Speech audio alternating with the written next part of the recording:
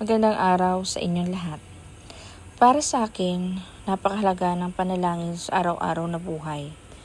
Bago ako umalis ng bahay at bago ako mag-drive. Lagi muna ako nananalangin at nagbabasa ng Biblia tuwing umaga. Ito ang nagbibigay sa akin ng lakas ng loob at kapayapaan ng isip bago ko harapin ang mga hamon ng araw. Kapag sasakay na ako sa sasakyan, lagi kong ipinapanalangin na gabayan ako ng Panginoon sa lahat ng aking gagawin. Dahil alam ko na hindi madali ang buhay. Lalo na kapag minsan ay nag-iisa kang gumagawa ng mga responsibilidad sa buhay.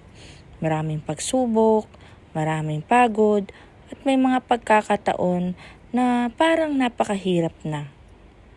Pero sa kabila ng lahat ng iyon, naniniwala ako na hindi ako nag-iisa.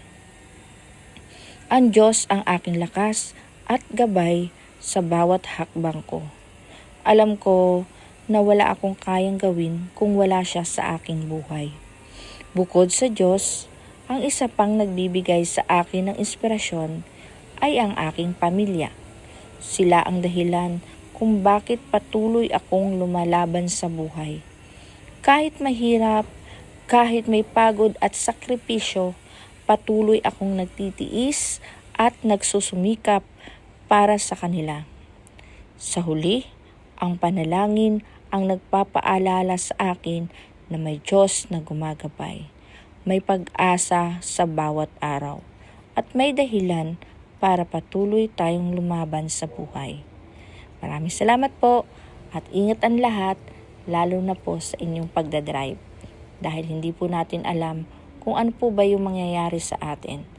Pero kung sakali po kayo ay nagtitiwala at nananampalataya sa Diyos, ay alam kong bibigyan kayo ng gabay or guidance para sa araw-araw nating pamumuhay.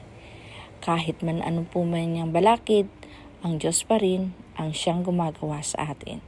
Salamat po muli. God bless you. To God be the glory po.